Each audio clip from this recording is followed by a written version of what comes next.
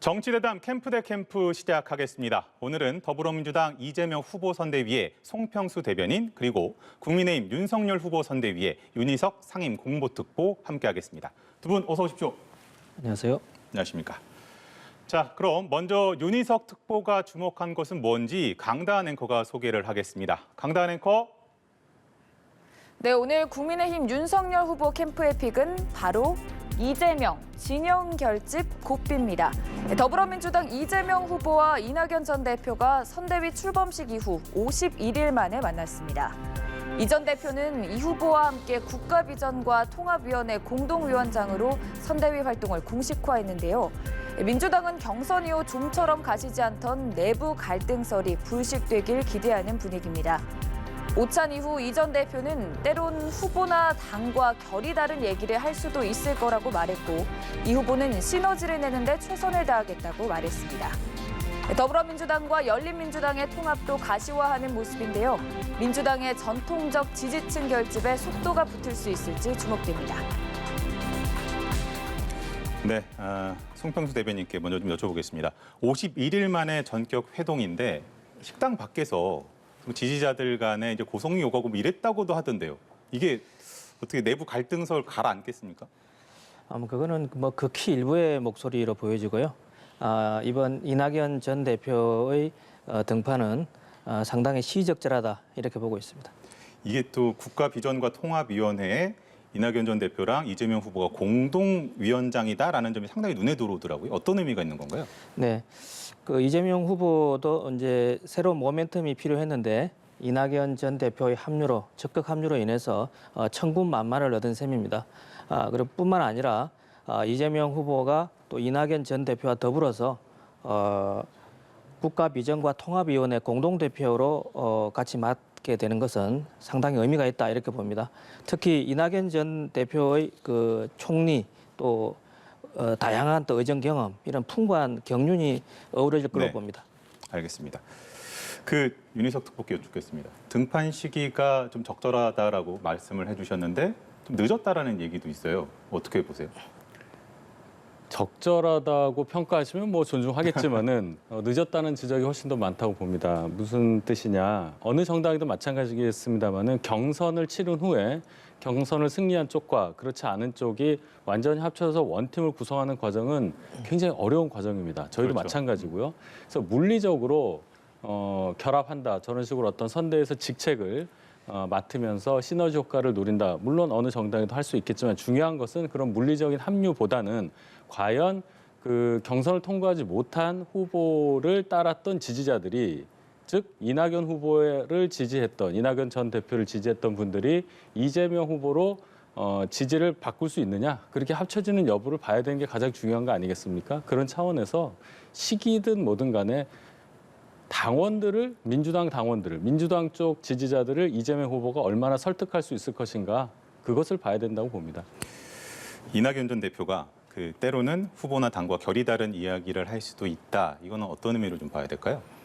일단은 뭐 그 이낙연 전 대표는 그 중도층이 좀 강하신 분이거든요. 네. 그리고 그렇기 때문에 중도층을 그 지지 의사를 끌어내기 위해서 여러 가지 이재명 후보께 쓴소리도 마다하지 않을 것이다 이런 말씀으로 해석이 됩니다. 알겠습니다. 그럼 이제 이 전 대표가 사실상 등판을 했는데 호남 지지율 상당히 높게 올라갈 거라고 기대를 좀 하고 계신가요? 예, 뭐 금방 말씀드린 중도층뿐만 아니라 그동안 그 유보적 의사를 가졌던 호남 지지층도 이제 상당히 적극적인 어떤 태도를 취하지 않을까 보고 있고요. 또 호남 지지층이 호남에만 있는 게 아니고 수도권에 많이 있습니다. 네, 그래서 수도권에서도 상당히 다른 효과가 나타날 것이다 이렇게 보고 있습니다. 알겠습니다. 사실 국민의힘에서도 이용호 의원 등 여러 인사들을 좀 영입을 하면서 당시에 이제 뭐 호남 기반 확대를 시도한다라는 평가들이 좀 많았었는데 그 이후로는 딱히 눈에 띄는 건 없는 것 같아요. 그렇지 않습니다.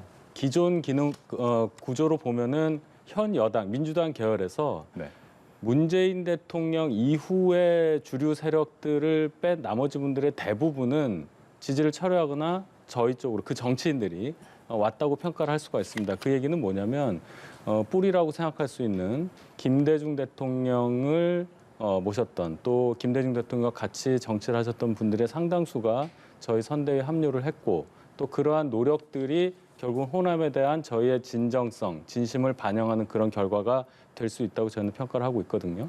그러면 열린민주당과 지금 통합을 논의를 하면서 사실상 그 2016년 탈당했던 국민의당 인사들까지 전원 받아주겠다 지금 그런 입장을 지금 민주당에서 밝히고 있는데 효과가 미미할 거라고 생각을 하고 계신 거네? 다른 것보다도 열린민주당 관련한 합당 얘기는 기본적으로 조국의 강이라는 그 큰 강을 어떻게 넘어서냐는 문제로 귀결이 될 것 같습니다. 지금 조국 전 장관 관련한 사항에 대해서 이재명 후보가 내놓는 입장은 상당히 모호해요.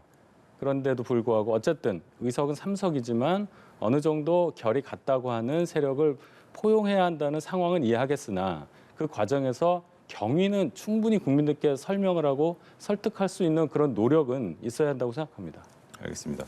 지금 연장선상에서 민주당에서 일단은 다음 주에 열린민주당과 통합 그리고 내년 1월에 이제 그 복당까지 지금 다 얘기가 나오고 있는데 그 여권, 범여권의 대통합까지 갈 수 있다 이렇게 좀 판단을 하고 있는 거죠. 예, 사실상 범여권 즉 민주진영 대통합이라고 보시면 되겠습니다.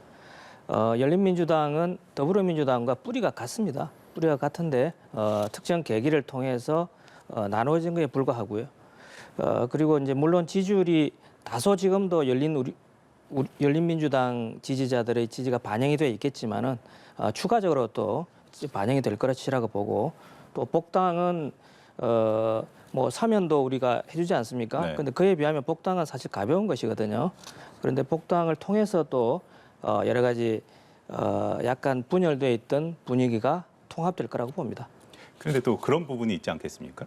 이제 그 윤특보께서도 좀 말씀을 해주셨는데 결국에는 그 정치인들이 이동을 하는 것이 그 지지층까지 이동을 하느냐는 사실은 그 딱 붙여서 연관돼 있다고 보기는 조금 어려울 수도 있는데. 예, 뭐 반드시 그렇습니다. 특히 특정 지역에 이미 뭐 낙선한 인사라든지 또 기억에서 다소 멀어진 인사들이 합류하는 것은 저희들은 크게 영향력이 없다고 봅니다. 네.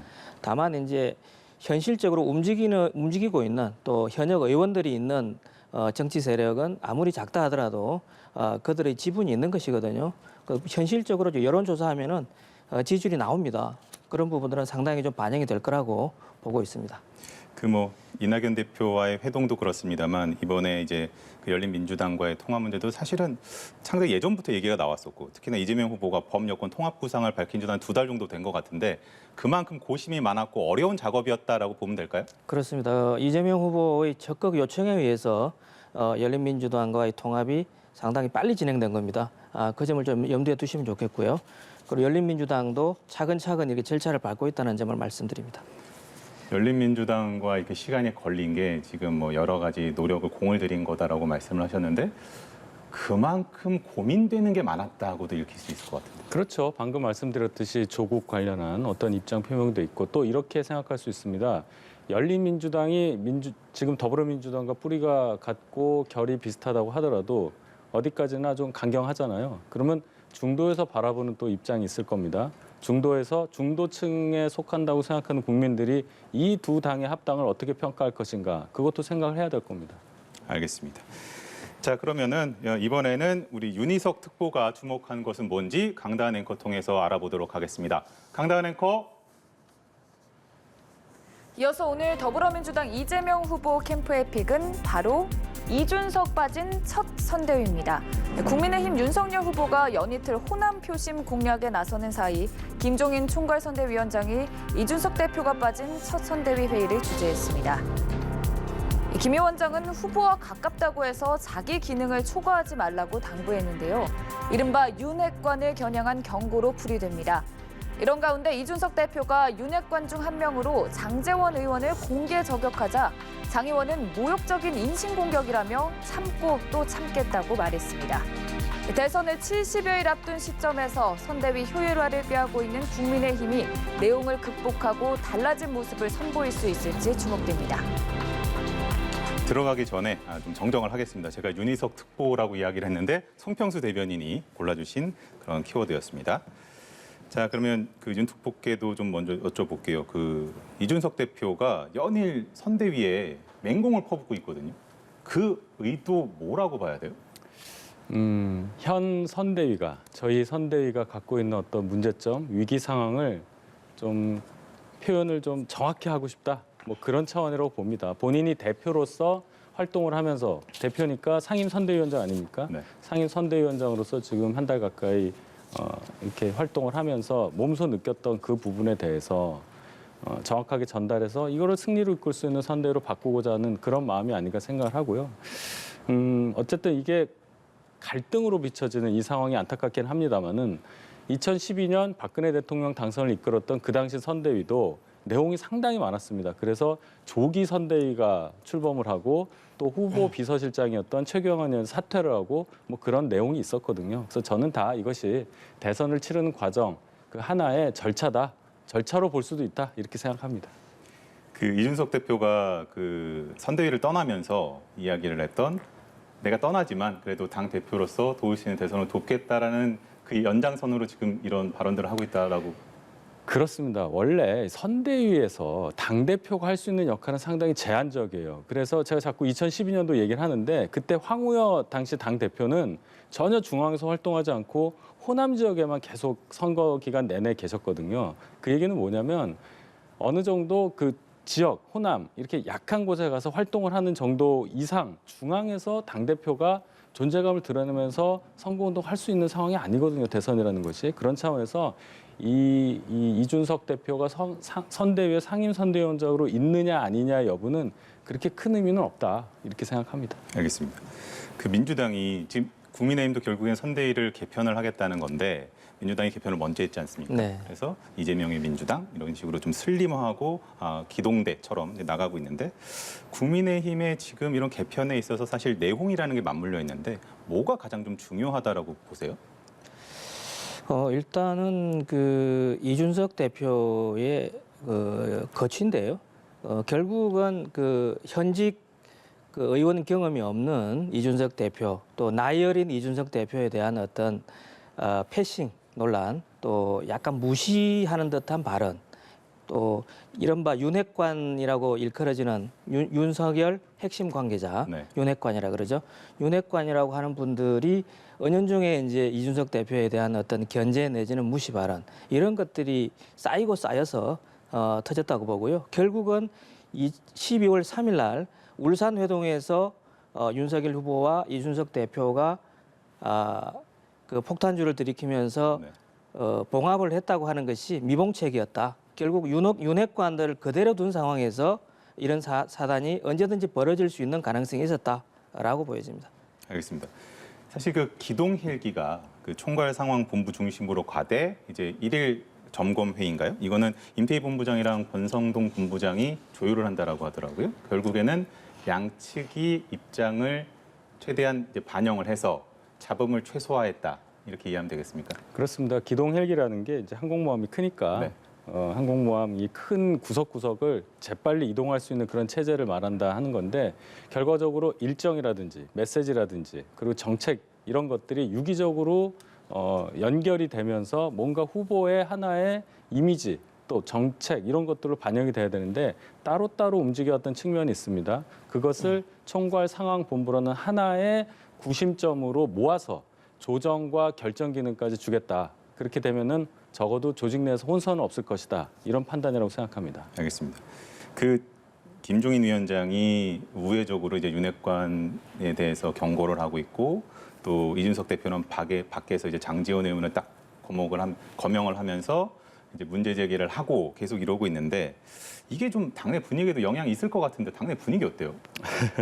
윤핵관이라고 하면서 이제 이준석 대표가 여러 얘기도 하고 또 그 관련한 보도도 많이 나오고 있는데 밖에서 보시기에는 굉장히 큰 일이 벌어진 걸로 보지만 제가 아까 말씀드렸듯이 과거에도 이러한 후보 주변에 계신 분들과 공적인 직위를 갖고 선대위에서 역할하시는 분들 간의 알력은 늘 있어 왔다고 제가 말씀을 드리고 당내에서 물론 우려하시는 부분들이 많이 있습니다. 그런데 이 모든 과정은 결국은 윤석열 후보를 당선시키기 위한 선대위의 역할을 제대로 하려는 그러한 과정이라고 제가 계속 말씀드립니다. 아직 80일 정도 남아 있고요. 원래 선대위는 70일 정도 전에 출범을 하는 거거든요. 아직까지는 준비 기간이다. 그래서 앞으로 더 남은 기간 동안에 저희가 더 선대위 활동을 충실히 하겠다. 이렇게 말씀드리겠습니다. 달라진 모습을 보여드리겠다라는 의미인 것 같고요. 송평수 대변인께서는 이준석 대표가 나가서 이렇게 하는 게 약간 두 가지 평가가 있는 것 같아요. 그 당에 대한 충격요법이다. 아니다. 자기 정치를 하는 거다. 뭐라고 보십니까? 일단은 뭐 여러 가지 측면이 있겠죠. 사실은 이준석 대표 입장에서는 이번 기회에 자신의 어떤 정치 역할을 제대로 찾으려고 하는 노력도 뭐 없지 않아 있을 겁니다. 그런데 이제 국민의힘 당대표로 선출됐을 때는 2030에 상당한 지지를 받고 당선되었는데 그렇죠. 그런 측면에서 국민의힘 윤석열 후보는 상당한 타격이 있을 것이라고 지금 보고 있고요. 특히 2030의 마음이 또 언제든지 흔들리거나 떠날 수가 있다. 이런 생각을 하게 됩니다. 결국 이 모든 문제의 핵심은 윤석열 후보의 리더십이다. 정치 경험이 부족하신 그 부분이 여실히 드러나고 있다. 이렇게 봅니다. 알겠습니다. 윤석열 후보 전북 가서 여러 가지 이야기를 했습니다. 극빈 발언 있었고요. 그리고 오늘 같은 경우는 이제 또 정권 교체는 해야겠고 민주당에는 들어갈 수가 없어서 부득이 국민의힘을 선택했다라고 이야기를 했기도 했고 또 구직에 관련해서 얘기한 것도 논란이 좀 됐어요. 그러니까 맥락상 이해해달라는 설명이라는 건 이해를 하겠는데 조금 더 발언이 정제됐어야 하지 않느냐 이런 비판들이 있는 것 같거든요. 그 문제는 계속 지적이 많이 되어 왔는데 저희가 뭐 정치 경험이 아직 일천해서 정치 언어로 순화하는 과정이 좀 부족했다 이런 말씀을 누차 드렸고 맥락상 말씀드리면 아마 뭐 세 가지 말씀하셨는데 오늘 나온 발언을 우선 말씀을 드리면 부득이라는 표현을 하신 것에 대해서 상당히 놀라시는 분들이 많은데 그 표현은 입당 당시에 국민의 저희 당이 갖고 있던 그 이미지와 상징성이 정권 교체를 바라는 모든 분들을 다 포용할 수 있는 상황은 아니지 않았었느냐 하는 어떤 반성의 의미를 담은 그런 맥락이었다고 저는 생각합니다. 그런 차원의 단어를 선택하는 데 있어서 부득이라는 단어가 굉장히 어색하게 들리는 건데 그 정도 해석으로 하셨으면 알겠습니다. 하는 바람입니다. 하나 더 여쭤볼게요. 이준석 대표가 라디오 인터뷰에서 후보 옆에서 상황을 정리하는 사람이 없어서 그런다. 라고 도대체 뭐 했냐라고 얘기를 하면서 그걸 꼬집은 건 결국에는 내가 빠지니까 이런 거 아니냐라는 의미로도 읽히더라고요. 글쎄요. 그러면 이준석 대표 계실 때 옆에 이준석 대표가 꼭 계셔서 뭐 그랬다. 그 상황을 방지했다 이렇게 볼 수 있는 건데 그렇다고는 보지 않고요. 이준석 대표가 설마 저희 당에 대해서 손해 날 만한 일을 하려고 그런 발언을 하는 건 아니고 더 철저하게 후보를 보좌해야 된다는 그런 뜻으로 해석을 해야겠죠. 예. 알겠습니다. 충언이었다고 또 이해를 해달라는 설명이었고요. 이제 그 윤석열 후보가 호남을 다시 1박 2일 동안 찾으면서 공을 들이는 일정이었는데 그 일정보다는 사실은 이런 발언으로 인해서 논란이 더 기사화가 많이 된 것 같아요. 그렇습니다. 그보다 실이 많았다라고 보시나요? 네, 그렇습니다. 윤석열 후보는 보통 이제 보시면은 편안한 자리에서 이렇게 말실수를 많이 합니다. 이렇게 보통 이제 미리 준비해가는 원고를 읽을 때는 애드립을 약간 넣더라도 실수가 거의 없는데 편안한 자리에서 이렇게 대화하듯이 말씀하실 때 실수가 유독 많습니다. 정치인은 그 말로서 이렇게 의사 표현을 하지 않습니까? 그렇다고 한다면은 그 실언이나 실수가 많다는 것은 그만큼 대선 후보로서 준비가 좀 덜 돼 있다라는 것이고요. 특히 나중에 그 외교 무대에서 실언이나 말실수가 나왔을 때 그것은 국익에 엄청난 타격을 줄 수 있다. 이렇게 말씀드립니다. 알겠습니다. 뭐 이제 후보들의 발언도 중요하지만 결국에는 시간이 가면 갈수록 대선이 가까워지면 가까워질수록 정책을 갖고 좀 논의를 할 수 있는 그런 시간이 빨리 다가오기를 기대를 해보면서 오늘 캠프 대 캠프 여기서 마무리를 해보도록 하겠습니다. 두 분 수고하셨습니다. 감사합니다.